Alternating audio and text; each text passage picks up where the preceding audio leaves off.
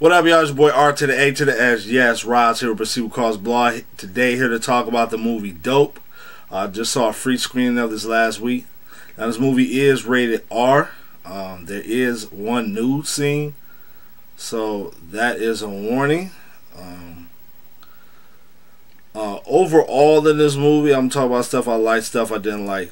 Stuff I liked on here, the music score. Back in the day, you know, with certain movies, like black films, they like to celebrate like the 70s music or the 70s clothing and stuff like that. And you can think of various movies, you know, Steve Harvey movies, various comedians like Sinbad, you know, they like to celebrate the 70s. Well, now the throwback time is the 90s and the 90s hip hop. And I guess because of the people behind the film who helped make it, people like Pharrell and Sean Puffy Combs, the 90s is celebrating in here. So you have various rap groups, Native Tongues, you even have Two Live Crew, Nas, people like that throughout the soundtrack. So definitely gives you that 90s vibe.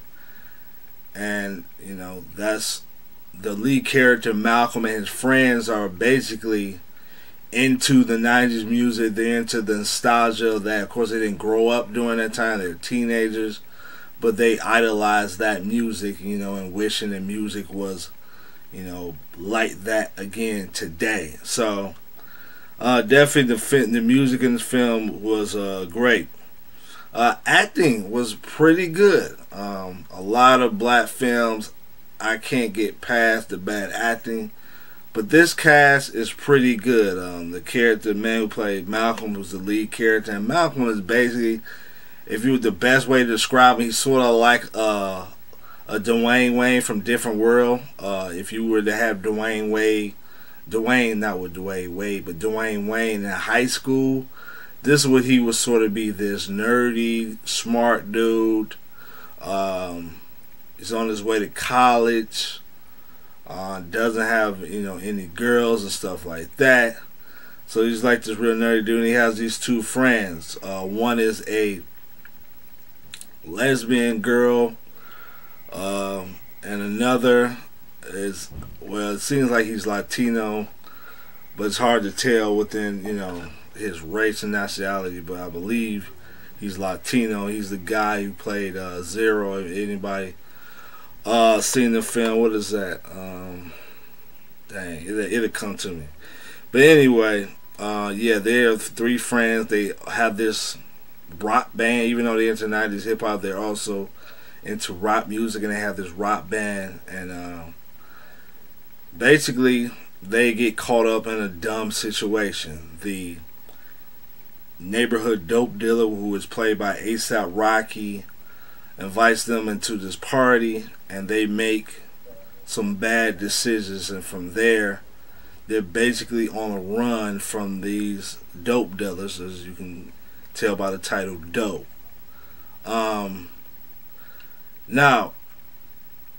a lot of people have probably been asking, like, is this like the next House Party movie? I would say no. House Party was more of a silly, fun type of film. If anything, if I was to compare it to anything, even though it's not the same thing, I would compare it to the ATL, you know, the movie with T.I. was in it. It's more of a comedy / drama to it, not like House Party, which is more of just a straight up type of comedy. So it's a serious message in here. People making some, you know, some dumb decisions. Definitely some controversial things in the movie. One of which is the use of the quote unquote N-word, and we all know what that is. You have various people in this film using the word, and it doesn't give a social commentary per se, but various people use it. Some people are not allowed to use it, and we know that's a very controversial topic. Another controversial topic, I know how some African American black writers who do commentary is skin complexion. I know that's gonna come up in some of these reviews. Like some of the women in here, most of them are either like of a mixed race or light skin or whatever. And I know that's gonna come up as why are all the beautiful, basically all the beautiful women in here mixed race or whatever. So I know that's gonna come up with the exception of the lead character's mother, but that's gonna be controversial.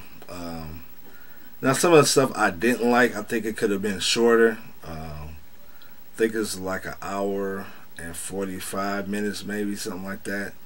Definitely could have been shorter. ASAP Rocky character. Now, ASAP can act, but he's playing a dope dealer in Inglewood, California. So, and he doesn't lose the Harlem accent. So it's like you're from Harlem, but you're a dope dealer in Inglewood, and you talk like you're in New York and nobody notices it. I just think he was miscast. Doesn't mean he can't act, but I think he was miscast. You should have somebody with a California swag, or at least told him to act like he's from Cali. Even though he's a good actor, I like his acting, but just not for this film. They try to show the intelligent side of everybody in here. You know, you have, of course, the nerdy character with Malcolm. He's very intelligent, but even somebody like A$AP Rocky, who plays a dope dealer, you can tell he isn't just some stupid street dude. He knows about politics and knows about hip-hop as well. So they try to have this balance in the characters of black characters, just not dumb, but have a balance in there as well. And there's some silliness in here. Definitely some, over the top. I won't go as far as say Zach Morris, but let's just say the lead character, he's basically untouchable. He's able to get out of any situation. Just like this magical type person who's able to do whatever. So if you can ignore that aspect, just ignore it, it's not reality based. It's a fantasy story.